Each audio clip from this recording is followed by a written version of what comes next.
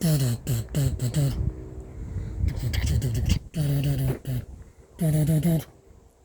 Dad's report, channel 108. What channel you need to watch, what channel you need to see, except the channels you watch, the channels I see. Not here to impress, only here to express. Today is Sunday the... What day is it today? It's the 20th of July. I don't know. 20th of July, I think. 20th of July, 2025. Soon be Christmas, 2033. And soon be Easter, 2040. And the vapor canopy returns. Out here in the woods, in nature, by a little stream here. We're heading for the River Thames, I believe. Also, some such river. So whilst this is a long video, it's in the week. I was promised I'm going to talk about white privilege. What is white privilege? What is white privilege exactly? I've never been able to work that one out myself. Well, they kept banging that one out for the last 10 or 20 years or so, haven't they?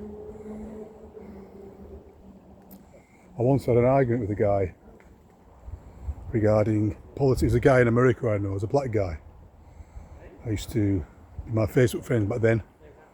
Oh, in fact, it was the very end of our Facebook friendship. We were friends, actual friends, but we're connected on Facebook. And anyway, I put a picture of, it was in 2016, I believe.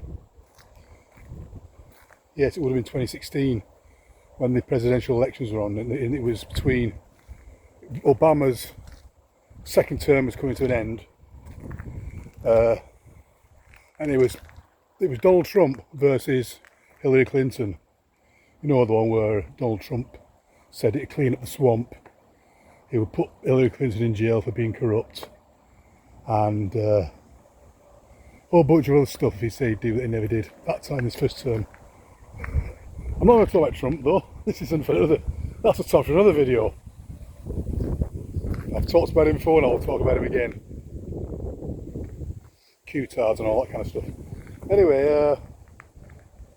oh look, I think this is a Himalayan balsam. The purple one here. It's an invasive species from the Himalayas, hence the name Himalayan balsam. This time of the year, you'll find them in woodlands going everywhere.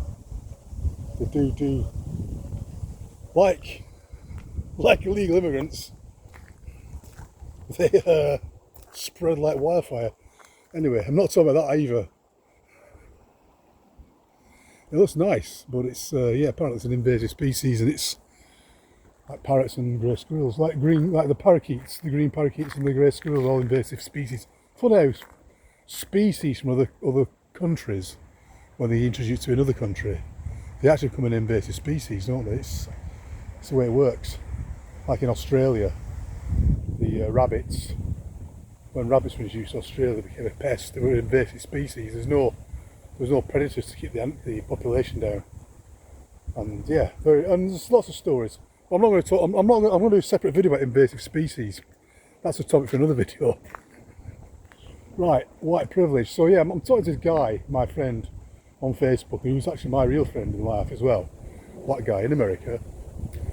And I put a picture of Donald Trump, Hillary Clinton and Donald Trump's face morphed into one. It's like his Photoshop picture. And he in the comments says, what's this supposed to mean? And he was a big Obama fan.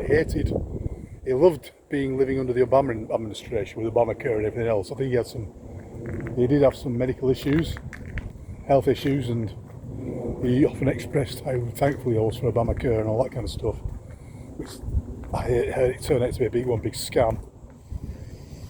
Anyway, that said, he was a big Obama fan, and he was obviously gunning for Hillary Clinton too. You know, he hated the idea that Trump would become the next president.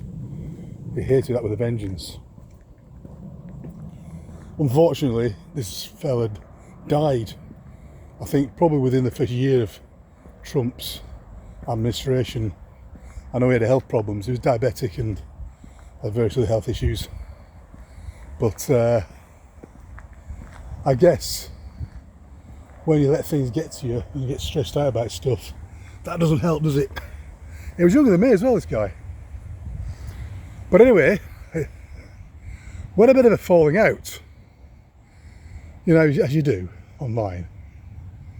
And I just put to him, yeah, well, what a difference. If Trump gets in, or if Hillary Clinton get in, the government's still going to get in. And he said, so? He said, and he started going about Obamacare, he started going about Obama, he started giving all the pros and cons, the pros of Democratic Party, the cons of the Republican Party and all that kind of stuff. He was big into voting. He was very much a believer in voting as an American citizen. I mean, he even put a meme up when Obama stepped down from his presidency. He put a meme up, a picture of Obama embracing the Statue of Liberty, and the Statue of Liberty was crying to see Obama go, you know. Stuff like that. Anyway, he's going on, and the long and short of the story is, because I've gone digress far too much already, is, and I just said to him, I was talking about the pros and cons, and I was saying, it's no point in voting, because whoever you vote, the government gets in. They're all following the same master. Democrats, Republicans, Conservatives, Labour, whoever you vote for, the same people are running the show. And I was explaining it to him like that, you know. And then I said to him, and it was, you know, it was ongoing, and I said to him, well, and I quoted from, what's he called? The,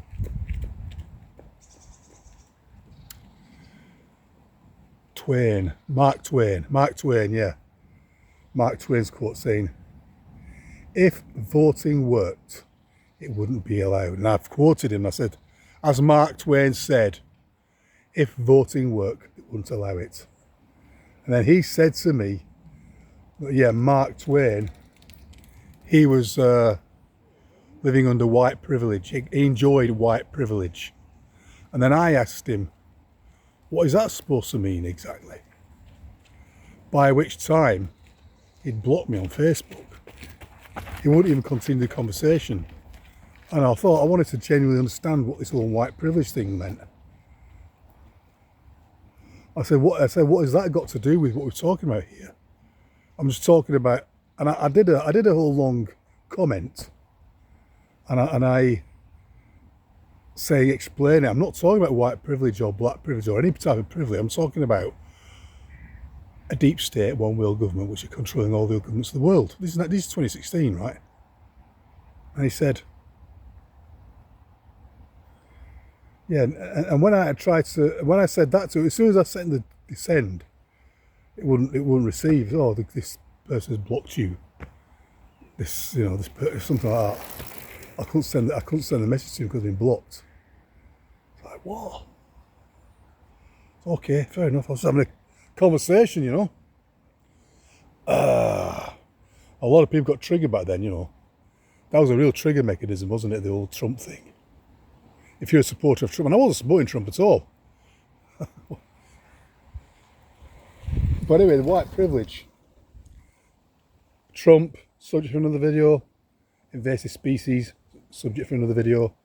White privilege is the subject of this particular video. Now, I'm looking at my white privilege. I'm looking at my ancestry.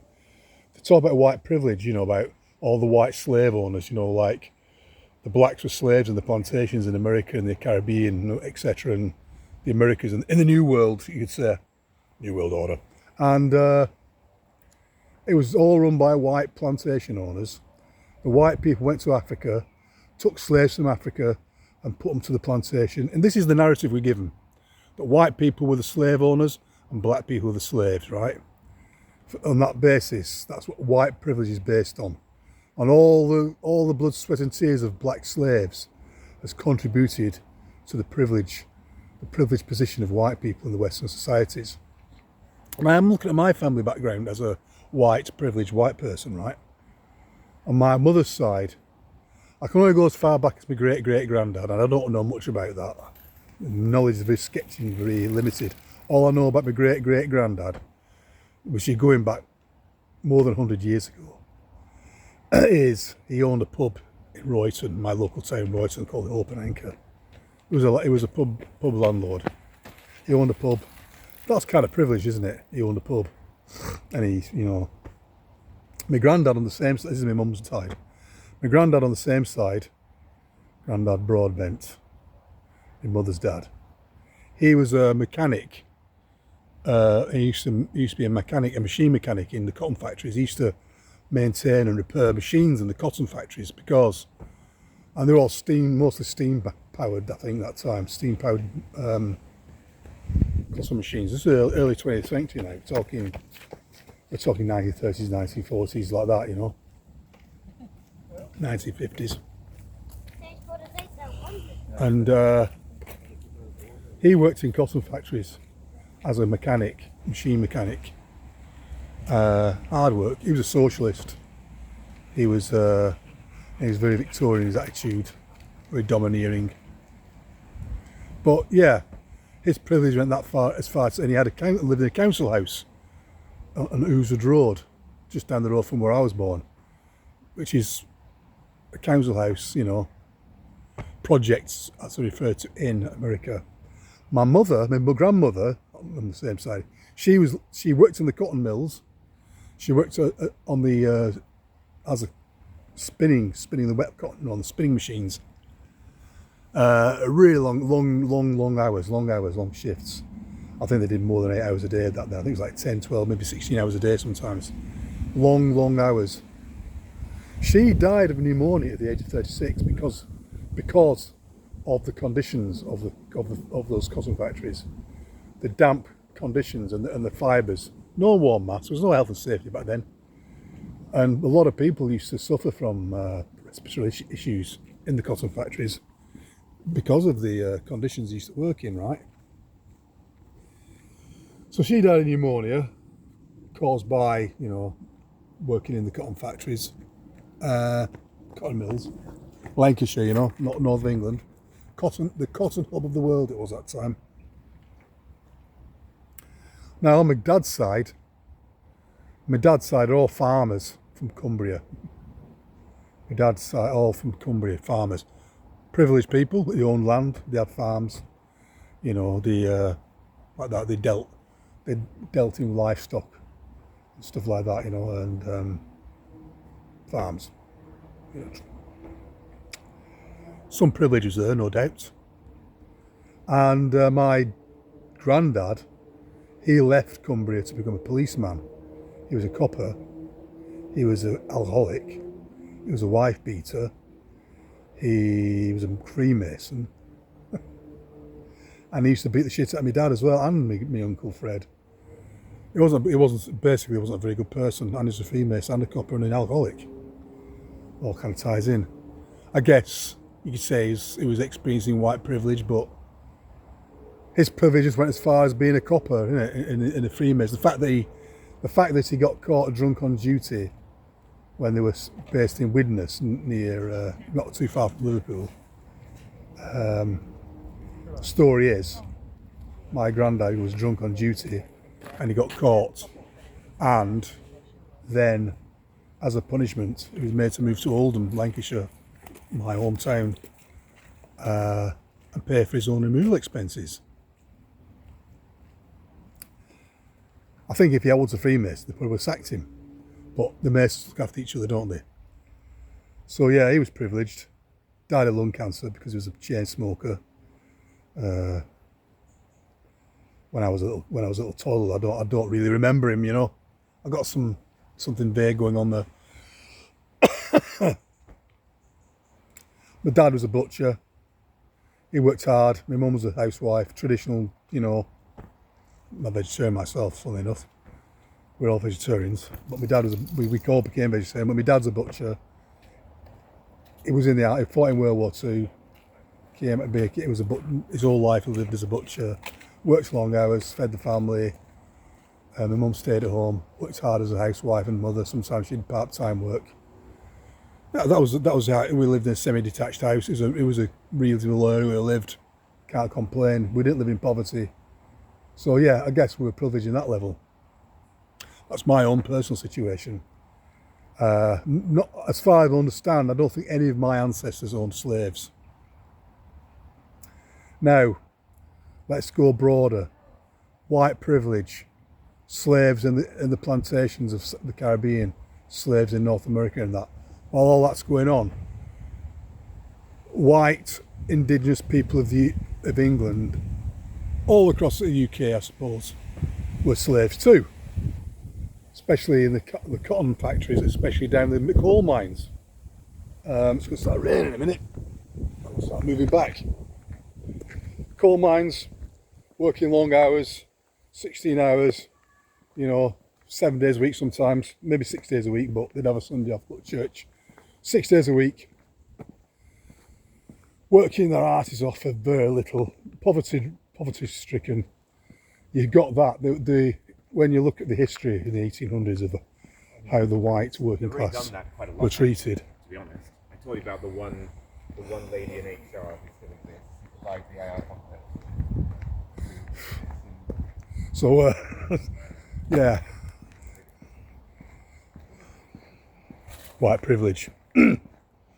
Yeah, and in London you had the workhouses, child labour. Yeah, and children used to work in the cotton mills.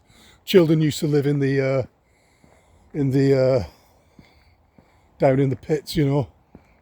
Reforms came in the early 20th century, late 19th, early 20th century, to take the kids out of the labour and all that kind of stuff. Reforms were made. Some would say attribute that to socialism. I don't know,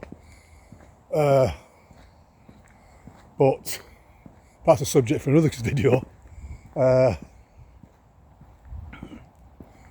But yeah, when you look at the back in the past, not a lot of privilege in the peasantry, the peasant class of the UK, and probably across Europe as well. Now, I know I met a guy recently. He's from Barbados. He's 64-year-old.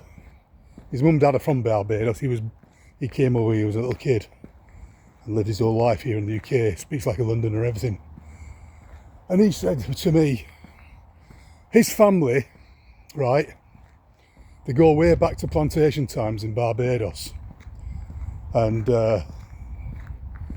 they owned plantations, and they had slaves, and they were black. And he pointed out to me, just confirmed to me, that it wasn't just white people that had slaves, black people had slaves too. And a lot of the slaves that went to the Caribbean initially were Irish, white Irish, The first slaves to be shipped to the Caribbean were Irishmen, Irish people. And then they started taking Africans there too. Well, it wasn't quite... So slavery wasn't based on racism or what race it was. It was based on what was available at the time, who was available to be a slave at the time. And the slaves from Africa, they used to enslave each other. African tribes had slaves from other tribes who they caught when they were doing battle, when they were doing war. That was that was booty, the booty of war, wasn't it? War booty. Get as much cattle as you can, get as much treasure as you can, get as many humans as you can as slaves. And the Africans have done it, the Romans have done it, the Vikings have done it. People all around the world have done that kind of shit. And it's not good. There's nothing good about slavery at all. I mean, we're all slaves now anyway. Who isn't a slave now? Except for the top parasitical controllers. But yeah, white privilege, the black slave industry, the black slave history, made to believe that it's all because of the white people. And of course we know the top. And now let's get to tiny hats. Yeah, I'll conclude now on this. The biggest people, the people that profited most from the slave industry back in the 1800s, in the days of colonialism, were the tiny hats. They were the biggest. They had massive shares. Rothschilds, for example, big on the slave trade. The royal family, big in the slave trade.